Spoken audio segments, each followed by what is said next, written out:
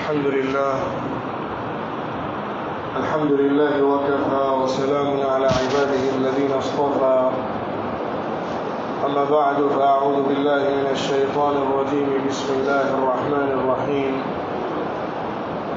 ظهر الفساد في البر والبحر بما كسبت أيدي الناس ليذيقهم بعض الذي عملوا لعلهم يرجعون صدق الله العظيم. محترم حضرات، دینی اور ایمانی بھائیوں، اگر یہ سوال کیا جائے کہ اس وقت دنیا میں سب سے بڑا ایشو کیا ہے،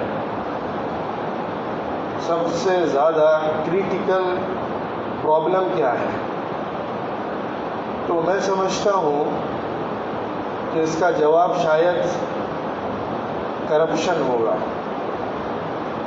کرپشن ایک ایسی بیماری ہے جو ایک سوسائٹی کے نظام کو اور پورے اسٹیٹ کے نظام کو برباد کر دیتی ہے. یہ ایسا خطرناک ناسور ہے جس کے ذریعے سے اوپر سے لے کر نیچے تک پورا سسٹم کلیپس کر جاتا ہے. اور آج پوری دنیا کے اندر ہر سیکٹر کو آپ دیکھیے کرپشن کا شکار ہو چکا ہے. ڈیموکریسی جو جسٹس پر بیس کرتی ہے، جو ملک جمہوری ملک کہلاتے ہیں، جہاں کا کانسٹیٹیوشن سارے انسانوں کو پروٹیکشن دینے کے لیے ہوتا ہے اور ہر انسان کے رائٹس کی حفاظت کے لیے ہوتا ہے، وہ ملک بھی دنیا کے اندر کرپشن میں نمبر 1 اور نمبر 2 پر جاتے ہیں. وجہ کیا ہے؟ یہ کرپشن جو ہے یہ صرف کسی ایک لابی کا کام نہیں ہے، صرف ایک سیکٹر کے لوگوں کا مسئلہ نہیں ہے، یا صرف میں یوں آگے بڑھ کر کہتا ہوں کہ صرف کرسیوں پر حکومت پر بیٹھے ہوئے لوگوں کی طرف سے نہیں ہے. کرپشن ایک اسمال بزنس والے سے لے کر کارپوریٹس تک، کرپشن ایک کلرک سے لے کر منسٹرز تک اپنے اپنے لیول کے اعتبار سے موجود ہے. اور یہ چیز پوری کی پوری سوسائٹی کی طاقت کو چوس لیتی ہے، بدعنوانی کو عام کر دیتی ہے، جسٹس کو ختم کر دیتی ہے، دوسروں کے حقوق اور رائٹس کو مار دیا جاتا ہے. میں سمجھتا ہوں کہ ہم یہ بات پورے یقین کے ساتھ کہہ سکتے ہیں کہ اس کا سولوشن نہ دنیا کے ڈیموکریٹک سسٹم کے اندر ہے، نہ دنیا کے سوشلسٹ کانسیپٹ کے اندر ہے، نہ دنیا بھر کے جو ازمس آئے ہیں انہوں نے پیش کیا ہے یا اس کو سولو کیا ہے پریکٹیکلی. اس کا سولوشن اسلام میں ہے، اس کا سولوشن اسلام میں ہے. اسلام اس کرپشن کے سسٹم کو ختم کرتا ہے. کیسے ختم کرتا ہے؟ پریکٹیکلی ہماری ہسٹری پیش کی جا سکتی ہے جس میں اس سسٹم کو یا ان اثرات کو بالکل معاشرے سے ختم کر دیا گیا. خلفائے راشدین کا دور ہو، ان کے بعد کے دور میں بھی یہ ہم کو سامنے نظر آتا ہے کہ جو کرپشن ہوتا ہے جو پہلے زمانے سے لے کر آج تک ہے. ایسا مسئلہ نہیں ہے کرپشن آج کی دنیا کی کوئی نئی پیداوار ہے، یہ پرانے زمانے میں بھی تھا، پچھلی سینچریز میں بھی تھا. اسلام سے پہلے کے بڑے بڑے امپائرز کے اندر تھا، پرشین امپائر ہو، رومن امپائر ہو، وہاں پہ کرپشن پوری طرح سے پھیلا ہوا تھا. اسلام نے اس وقت ختم کیا. آج بھی اسلام کا جو نظریہ ہے، اسلام کا جو قانون ہے، اسلام کا جو سسٹم ہے، وہی اس کو دوبارہ سے ختم کر سکتا ہے. میں زیادہ تفصیل میں نہیں جاتا، صرف 2-3 پوائنٹس رکھتا ہوں جو دنیا کا کوئی بھی کانسیپٹ، کوئی بھی تھیوری نہیں پروموٹ کر سکتی ہے تاکہ اس کرپشن کے دنیا کے نظام کو ختم کیا جا سکے جو اسلام دیتا ہے۔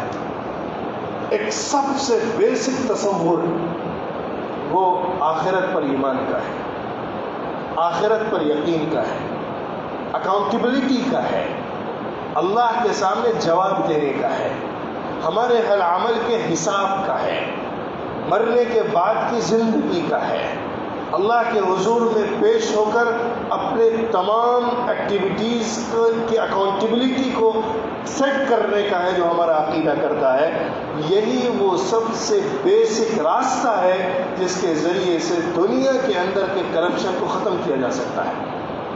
آخرت کا یقین، آخرت کا ایمان، آخرت پر بھروسہ، آخرت کی بات، یہ ہمارا دین جس طریقے پر دیتا ہے وہ دنیا کے دوسرے ریلیجنز نہیں دیتے۔ ایون دوسرے ریلیجنز کے اندر بھی مرنے کے بعد کے دنیا کے کرموں کے اعتبار سے بدلوں کی باتیں ہیں، لیکن جو اسلام نے کانسیپٹ دیا ہے مرنے کے بعد کی زندگی کا ایک کمپلیٹ طریقے پر، ایک بالکل ڈیٹیل کے اندر، ایک ایک اسٹیپ بائی اسٹیپ جس طرح سے سمجھایا گیا ہے، ایک ایک چھوٹی چھوٹی چیز کے حساب کو جس طرح دل میں بٹھایا گیا ہے۔ اللہ تعالیٰ قرآن پاک میں فرماتا ہے الہاکم التکاثر حتی زرتم المقابر کلا سوف تعلمون ثم كلا سوف تعلمون كلا لو تعلمون علم اليقين لترون الجحيم ثم لترونها عين اليقين ثم لتسألن يومئذ عن النعيم۔ دنیا میں مال کی ریس کی وجہ سے بھول گئے ہو آخرت کو، موت کو بھول گئے ہو، غافل ہو گئے ہو، دنیا کی ریس نے تمہیں آخرت سے غافل کر دیا ہے۔ یاد رکھو وقت آئے گا جب تم قبروں کو دیکھو گے، جان لو گے کہ مرنے کے بعد کیا ہوتا ہے، پھر پکا جان لو گے کہ مرنے کے بعد کیا ہونے والا ہے۔ جہنم کو آنکھوں سے دیکھ کر رہو گے اور کھلی آنکھوں سے دیکھو گے، اور جو کچھ بھی نعمتیں دنیا میں ملی ہیں اس کے بارے میں تم سے سوال کیا جائے گا۔ فمن يعمل مثقال ذرة خيرا يره ومن يعمل مثقال ذرة شرا يره۔ ذرہ برابر بھی، رائی کے دانے کے برابر بھی اگر نیکی کر کے آؤ گے تو قیامت میں دیکھ لو گے، اور ذرہ برابر بھی، ایک ریت کے دانے کے برابر بھی اگر برائی کر کے آؤ گے تو قیامت میں دیکھ لو گے۔ یہ جو تصور ہے ہمارا، اس پر اگر گفتگو کی جائے تو پورے قرآن اسی سے بھرا ہوا ہے۔ پورے قرآن کا ایک بڑا پورشن اسی کے انٹروڈکشن میں اور آخرت کے بارے میں ایمان کو بتانے کے لیے ہے۔ یہ یقین ہمیں روکتا ہے دوسرے کا حق لینے سے، دوسرے کا حق ماننے سے، کیونکہ ہمیں معلوم ہے کہ ابھی دنیا میں ہم لے کے چند روز کے لیے مزہ لے سکتے ہیں، لیکن آنکھ بند ہوتے ہی ہمیں اس کا حساب دینا ہوگا، وہ ہم سے لے کر اس کو دیا جائے گا، اور آلمائٹی اللہ کی طاقت ضرور بھی ضرور اس کا حق ہم سے لے کر دے دیتی ہے۔ ایک دوسرا تصور ہمارے اسلام کے ذریعے سے جو دیا گیا ہے، انسان کو مال کے اوپر کمپلیٹ اتھارٹی نہیں ہے، انسان کے پاس جو مال ہے وہ اس کا نہیں ہے۔ تصور یہ دیا گیا ہے کہ انسان کے پاس جو مال ہے وہ اللہ کی ملکیت ہے، مال کا اصل مالک اللہ ہے، انسان نہیں ہے۔ انسان کو امانت کے طور پر کچھ وقت کے لیے دیا گیا ہے، اسی لیے ہمارے مال کے اندر اللہ تعالیٰ نے حقوق اور رائٹ سیٹ کیے ہیں۔ گھر والوں کا حق، بیوی بچوں کا حق، اپنے آرام کا حق، اپنے جسم کا حق، اپنے رشتہ داروں کا حق، پھر اس کے بعد اللہ تعالیٰ نے دوسرے لوگوں کے لیے زکوٰۃ کی شکل میں حق، صدقات کی شکل میں حق، صدقہ فطر کی شکل میں حق، اور دوسرے طریقوں پر نفلی صدقات جو ہوتے ہیں اس کے ذریعے سے حق طے کیے ہیں، ان کو پورا کرنا ہوتا ہے۔ یہ وہ تصور ہے جو ہمارے پورے کرپشن کے سسٹم پر زبردست مار مارتا ہے۔ کٹ کرتا ہے اس کو، اور اس کے اندر جو ایک فلو ہوتا ہے اس کو روک دیتا ہے. کیونکہ اللہ تعالیٰ نے تیسرے نمبر پہ یہ یاد رکھیے کہ حرام مال کما کر کھانے پر جو سزا بتائی ہے، آگ کو پیٹ میں انسان بھر رہا ہے، جو بھی حرام کا ایک لقمہ بھی لیتا ہے، اللہ کے رسول صلی اللہ علیہ وسلم نے فرمایا جو جسم حرام سے پلتا ہے وہ جہنم کا زیادہ مستحق ہوتا ہے کہ جہنم کی آگ اس کو جلائے. جو آدمی حرام کا ایک لقمہ کھاتا ہے اس کے پیٹ میں آگ بھرتی جاتی ہے.